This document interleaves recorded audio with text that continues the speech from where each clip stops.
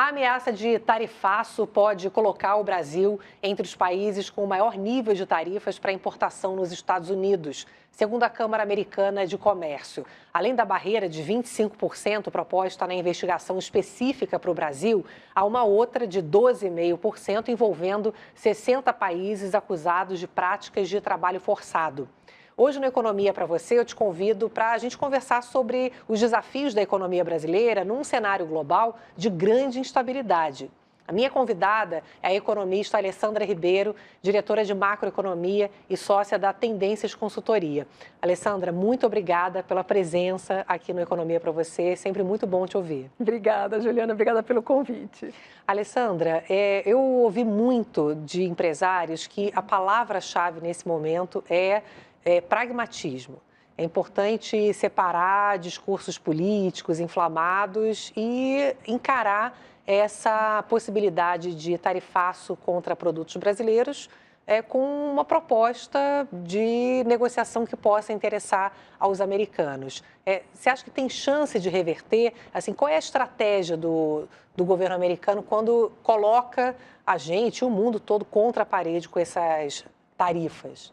Exatamente. Eu concordo com essa proposta do pragmatismo mesmo.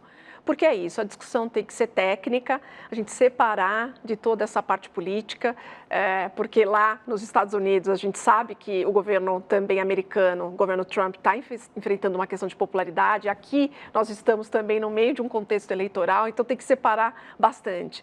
E aí ir para esses aspectos técnicos.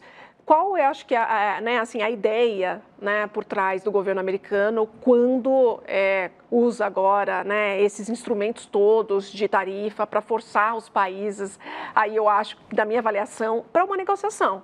Então, o que é interessante para os Estados Unidos do ponto de vista de comércio, e conforme, né, assim, essas discussões, tentar ter o maior benefício possível.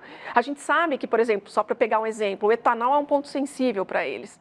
Então, daqui do ponto de vista brasileiro, pegar a questão do etanol e discutir, assim, faz sentido, a gente consegue acomodar uma redução de tarifas para abrir um espaço maior para a negociação com os Estados Unidos. Do outro lado, os Estados Unidos têm claros interesses em relação a alguns produtos, inclusive produtos até mais alimentícios, como carne, café, tem um interesse, eu acho que é uma ideia nenhuma de taxar esse tipo de produto que pode ter uma maior pressão inflacionária no mercado americano e afetar ainda mais a popularidade do presidente, como questões mais estratégicas, né? A gente vê os Estados Unidos muito preocupados aí com a questão dos minerais estratégicos, dos minerais críticos, e aqui a gente teria um espaço também grande para negociação. Então, acho que é um mecanismo que eles utilizam para forçar realmente a negociação e ter aqui alguns espaços vantajosos em mercados que eles acham relevantes. Né? Eu ouvi uma frase do presidente da Confederação Nacional da Indústria, Ricardo Alban, aquele ditado, vão-se os anéis, ficam os dedos, que ninguém está falando sobre negociar o que é inegociável. Por exemplo, o PIX, que é algo que vem para ficar, que está disseminado e que foi muito positivo para o Brasil, né, para o brasileiro. Agora, tem questões negociáveis que aí você tem que entregar alguns anéis e às vezes nem é entregar anel, né, porque no caso, como você falou, das terras raras, dos minerais críticos, que a gente tem a segunda maior reserva, a gente também tem interesse em atrair uma parceria, uma cooperação para poder explorar esses minerais, porque exige muito investimento, tecnologia, para poder não só explorar, como agregar valor aqui dentro do Brasil, que é o que o governo brasileiro vem dizendo. Então, a gente também pode se beneficiar, Alessandra, de propostas que vão interessar aos americanos, mas que também vão interessar ao Brasil e são oportunidades aqui para a gente, né? Certamente, Juliana, porque eu acho que esse é um bom exemplo que você deu, realmente. Os minerais estratégicos críticos aqui, né, para os Estados Unidos e, na verdade, para muitas, né, economias, a gente vê que tem um interesse grande e, do nosso lado, é isso, a gente precisa também de investimentos para viabilizar, né, essa extração, obviamente, tentando extrair o maior benefício possível dessa extração de minerais críticos, desenvolvendo também com efeitos aí também para a indústria, efeitos importantes para o mercado local. Então, acho que pensando aqui na posição brasileira, o ideal é a gente buscar uma uma posição equilibrada, né? Eu acho, quando a gente olha a relação Brasil e Estados Unidos, o que eles precisam e o que eles ganham com isso, mas também o que o Brasil ganha com isso. E aí eu acho que é essa negociação que ela tem que ser muito bem feita, muito bem pensada, para que também a gente não seja um espaço aqui de exploração pelos Estados Unidos sem maiores benefícios para a nossa economia. Eu acho que tem que ter esse cuidado também. Então, a negociação ela tem que ser muito estratégica. E aí entra, que eu concordo muito com o pragmatismo e discussões baseadas muito em fundamentos, né? E é difícil encontrar espaço realmente para discussões técnicas, porque muitas vezes os argumentos não conversam com os próprios argumentos técnicos, que é o que o governo brasileiro vem demonstrando, que já tem sido trabalhado nos grupos técnicos, propostas e as defesas também, para demonstrar que as acusações, né, em grande medida, ali, não fazem sentido. Ao que parece, Alessandra, existe um desejo ali na política americana de impor tarifas, né, que eles não abririam mão. Por exemplo, o que eu ouvi da Câmara Americana de Comércio é que talvez não valha a pena tentar reverter essa tarifa do trabalho forçado, porque é para todo mundo, o foco é a China, inclusive, então é melhor focar naquilo que está mais voltado para o tarifaço brasileiro, né? Por que essa lógica de ter uma tarifa para todo mundo e isso eles não abrem mão? Então, eu acho que aí é esse entendimento que eles têm no governo atual americano de que tarifando, né, esses países, e eu acho que esse exemplo do trabalho forçado, pegando 60 países, acho que mostra isso, né, assim, que é essa ideia de, com esse tipo de proteção, eles vão favorecer a indústria local, né? Porque aqui isso é super questionável aí para muitos países, né, inclusive dentre os países afetados, né? Na verdade, muitos países europeus, tem a União Europeia, sim, que tem medidas muito rígidas em relação ao trabalho forçado. Então, aqui tem aqui uma discussão muito grande em relação a isso, mas eu acho que o que está por trás é essa motivação de que, olha, tarifando, os produtos americanos ficam relativamente mais competitivos em relação a produtos importados, e aí eu volto a dar um maior dinamismo para a indústria americana. Agora, isso chama particular atenção, né? Dado a participação hoje pequena relativamente da indústria americana no PIB americano, que inclusive tem a maior parte, né, do seu PIB, 80% relacionado a serviços, e aí toda essa agenda, que em muitos aspectos, na verdade, tem efeitos nocivos para a própria economia americana, inclusive para a própria indústria americana, mas eles têm esse entendimento de favorecer a indústria local, com reflexos também no emprego local, mas que, enfim, a literatura, os estudos mostram que, na verdade, os efeitos podem ser bem nocivos, né? Parece muito ideológico, né? Exatamente. E aqui para o Brasil, Alessandra, os impactos, eles são limitados. A gente exporta 2% em relação ao PIB brasileiro, né, para os Estados Unidos. No entanto, tem impactos setoriais relevantes.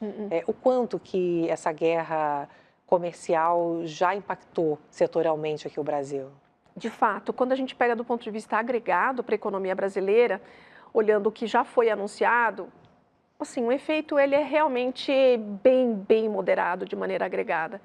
Mas tem indústrias que permaneceram, inclusive assim, lembrando que muitos produtos foram, né, assim, liberados das tarifas, produtos que os Estados Unidos realmente são muito sensíveis, até dei o exemplo da carne, do café, porque realmente a gente estava vendo efeitos muito expressivos nesses itens em termos de inflação no mercado americano.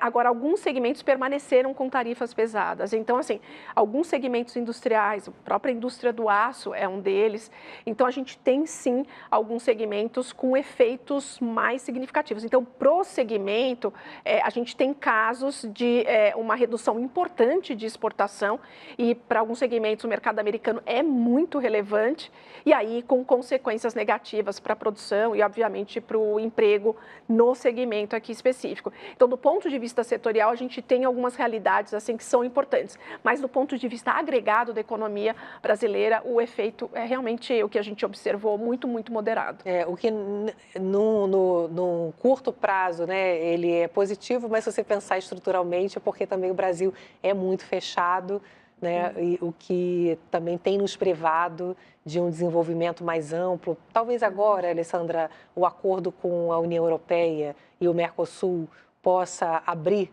um espaço maior para a economia brasileira, para a competitividade, para a inserção do Brasil no mundo, já que a gente esteve tão fechada ao longo da história, né? Exatamente. Eu acho que esse ponto é um ponto bem importante de evolução da agenda comercial com o avanço desses acordos, né? E esse contexto geopolítico, a própria postura americana em relação ao resto do mundo e inclusive aos seus principais parceiros comerciais, acho que também foi um incentivo importante, mas a gente viu a evolução dessa agenda. E é uma agenda importante, sim, para essa abertura, né, do país ao comércio internacional, para a gente ter acesso, sim, a produtos de melhor qualidade, produtos mais baratos, produtos com tecnologia, que a gente pode realmente ter uma inserção maior aqui nas nossas cadeias e ter os efeitos positivos disso. Então, assim, acho que é uma agenda muito, muito positiva. Lembrando que, né, assim, teve esse acordo maior com a União Europeia, teve também um acordo olhando uma outra área europeia, que aí de países que não estão na comunidade, mas também foi fechado o acordo, e tem espaço aí que a gente observa das falas do governo para avanço em outros, com outros países relevantes, né? Então, para o Brasil, acho que é uma grande agenda de inserção, de competição, de modernização. Isso significa que todos os setores vão ganhar? Não.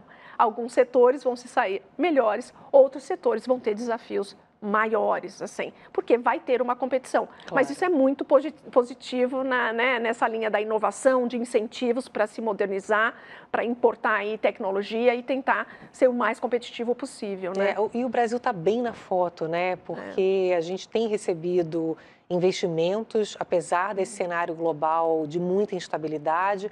A gente falou aí da guerra comercial, mas temos aí uma situação grave de instabilidade no Oriente Médio, com essa guerra que ia durar 4, 5 semanas, segundo Trump, já tem 3 meses. E o fato do Brasil estar recebendo investimento tanto em bolsa de valores quanto investimentos diretos, né? A gente tem falado muito aqui no programa das concessões em rodovias, principalmente, né? Atraindo muito investimento privado.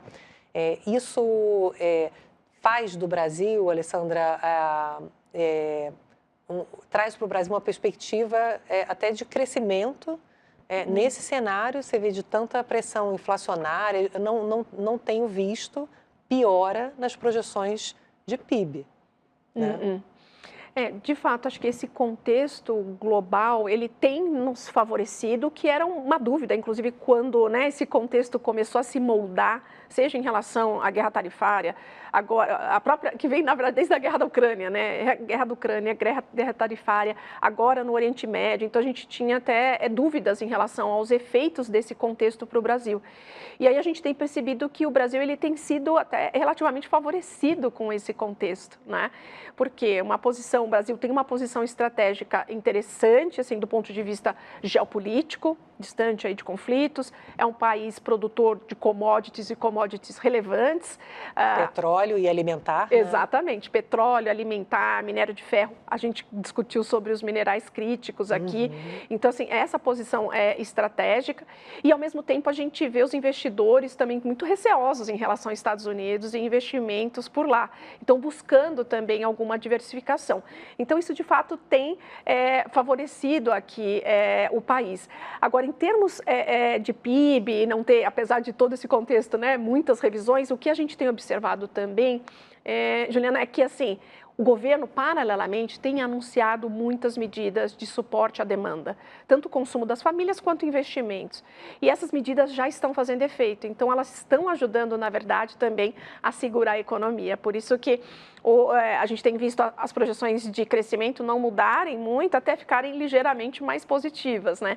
Porque tem esse contexto todo, a gente está sendo favorecido, mas também tem as medidas do governo fazendo efeito. A gente tem que separar as duas coisas, né? Sim. Que se por um lado a gente tem uma economia que tem se mostrado mais resiliente, a gente tem crescido, a gente conversou até quando saiu o número do PIB do primeiro trimestre, agora há poucos dias, que a gente está crescendo numa média, desde 2022 para cá, em torno de 3%, que é o maior crescimento dos últimos 40 anos. Exatamente. Então, tem estruturalmente condições melhores, tecnológicas da própria agricultura, né? O mercado de trabalho também com mudanças estruturais, mas até que ponto a gente consegue sustentar esse crescimento se parte dele, como você está falando, ele acaba podendo não ser sustentável. Então, acho que essa preocupação ela acaba preponderando porque pode colocar a perder essas conquistas que a gente vem tendo, né? De fato, porque como você bem apontou, assim,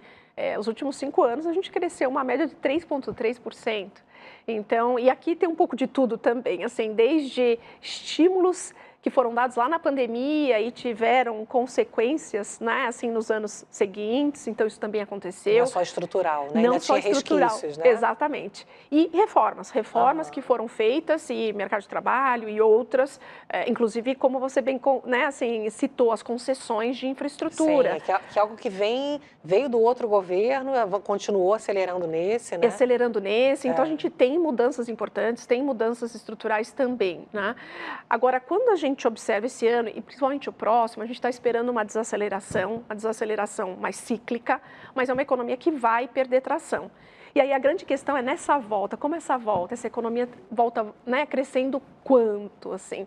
E no nosso cenário, Juliana, assim, olhando mais médio prazo, é uma economia que consegue crescer entre 2,5% e 2,8%.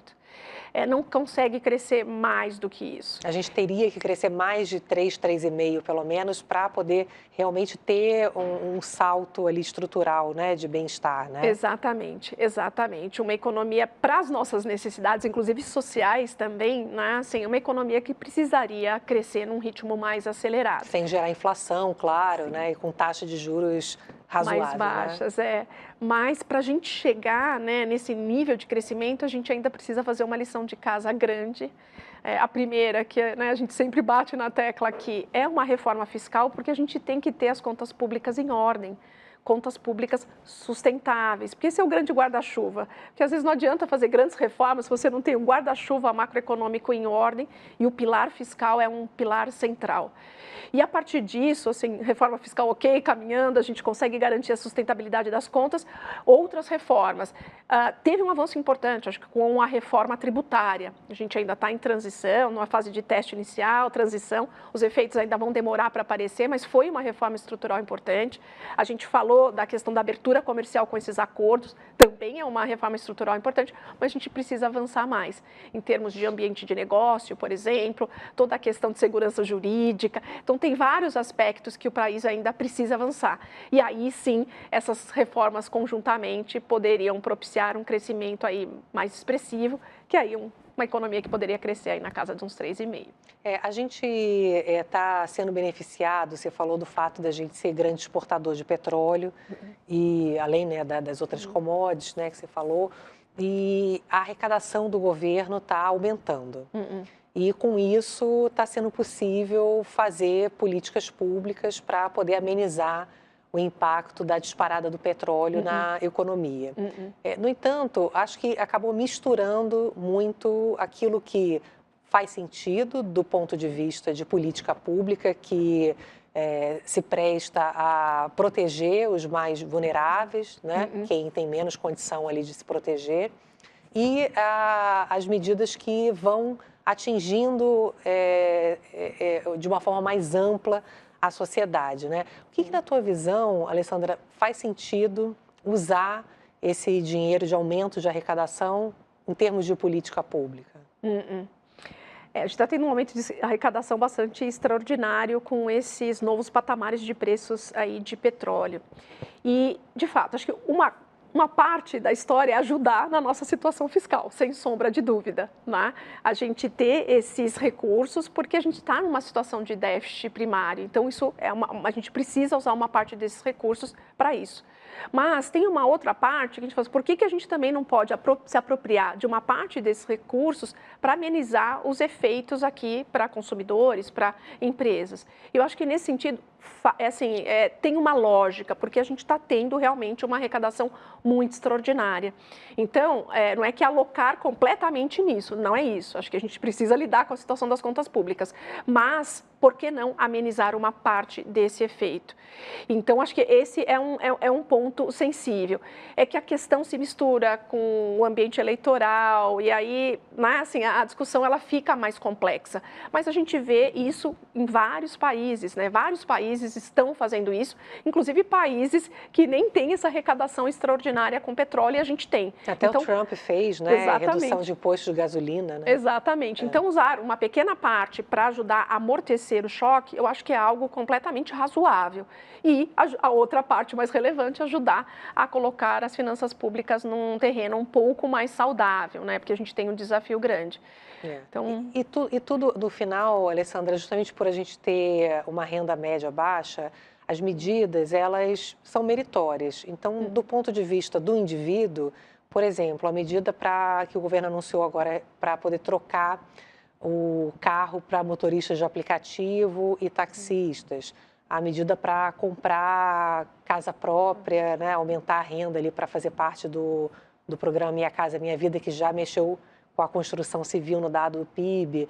Então, assim, quem é beneficiado acha positivo. No entanto, acho que o que é difícil sempre de compreender é que a gente tem muitos benefícios individuais e custos que são coletivos, né? Então, hoje a gente está com um conjunto de medidas, você me destacou até recentemente incentivos para a renovação de frota de caminhões e ônibus, né? Então, é um conjunto de medidas que acaba gerando um incentivo muito além do estritamente necessário nesse momento para poder amenizar esses impactos aí do petróleo, né? Exatamente, porque esses programas, né, então esses programas tem vários sendo anunciados, o Desenrola, né, 2.0, Move Brasil, Move Rural, Move Aplicativos, então, própria Minha Casa Minha Vida, né, assim, então, ao longo dos últimos meses todos, a gente tem visto esses anúncios. E a questão é, assim, no momento que a gente está vivendo de economia, inclusive a gente tem um Banco Central que está lutando, né, para tentar trazer essa inflação para patamares mais baixos, e são medidas que, ok, tem seu mérito, sem sombra de dúvida, mas fazer isso agora significa ir na direção contrária do trabalho, por exemplo, do que o Banco Central está fazendo, porque são medidas que estimulam, sim, o consumo, estimulam o investimento. Então, isso mantém a demanda aquecida e dificulta, do outro lado, a vida do Banco Central de esfriar a economia para trazer a inflação para patamares mais baixos. Então, assim, ajuda alguns segmentos? Sim.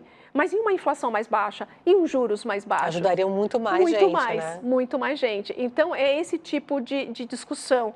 E, às vezes, claro, os programas, eles precisam ser analisados. O que realmente faz sentido? Onde que o mercado não consegue, um mecanismo de mercado não consegue entrar, não consegue incentivar? Claro que faz o sentido ter um programa específico, mas a questão é com essa, né, abrangência neste momento, e aí, do outro lado, a conta é paga por pelo resto da economia que não é beneficiado pelos programas. E olhando já finalizando, já caminhando aí para o final do programa, a gente está necessitando de uma agenda clara de desenvolvimento. Não tem uma clareza de qual é essa agenda que vai garantir um crescimento mais alto e sustentável ao longo do tempo, né? A campanha, enfim, já começou e até agora não tem uma agenda de Estado. A gente tem muitas políticas de governo e não temos políticas de Estado. A gente está falando aí de educação, né, de uma agenda para ter juros decentes no Brasil, enfim, uma agenda ampla. O que você acha importante, Alessandra, que a população preste atenção nesse debate de candidatos? E, assim, o que é importante cobrar? Que tipo de sinalização é fundamental para que a gente tenha um desenvolvimento melhor hoje no Brasil? De fato. E eu acho que esse ponto é muito sensível, né? Porque o que são políticas que, de fato, né, incentivam e impulsionam o crescimento econômico e a gente caminha, né, assim, para uma economia, para um nível maior de riqueza e de melhor distribuição. E aqui, assim, As agendas, elas são conhecidas, né, Juliana? A gente sabe o caminho, as agendas são conhecidas, que vai desde melhorar ambiente de negócio, segurança jurídica, mudança estrutural em educação, para que a gente consiga qualificar melhor as pessoas e elas terem acesso a empregos de melhor qualidade, né? Então, assim, as agendas, elas são muito bem mapeadas e são super conhecidas. É claro que muitas vezes as pessoas têm dificuldade de entender, será que essa agenda aqui para a educação ela é realmente boa? Mas e esse benefício que eu posso ter aqui no curtíssimo prazo de renegociar minha dívida, né? Ele é importante, mas obviamente que essas agendas que a gente fala que às vezes elas são meio etéreas, elas têm um peso muito maior ao longo do tempo, no sentido de tirar o país, né, da situação atual, eu digo dessa armadilha da renda média e colocar num nível maior de riqueza. Então, sinalizações nessas questões mais estruturais são fundamentais, e aí passa obviamente por saúde, educação, segurança também é um ponto sensível, né? Ambiente de negócio, investimento, relações comerciais, país que esteja aberto para o mundo e tenha relações comerciais que ajude também no seu desenvolvimento e fuja de uma cabeça protecionista aqui acolá defendendo, né, um segmento. Então, eu acho que esses são aqui os tópicos principais, mas infelizmente, por hora, a gente ainda não vê nos discursos. Politicamente, né, o nível está muito baixo aí da discussão. Exatamente. Alessandra, obrigada pela sua presença aqui no Economia, para você sempre muito bom a gente poder aprender um pouquinho com o que você traz para a gente. Obrigada. Eu quem agradeço, obrigada. Obrigada a você por ter participado aqui do Economia para você, hoje com a Alessandra Ribeiro, diretora, sócia da Tendências Consultoria. Encontro você no próximo. Tchau.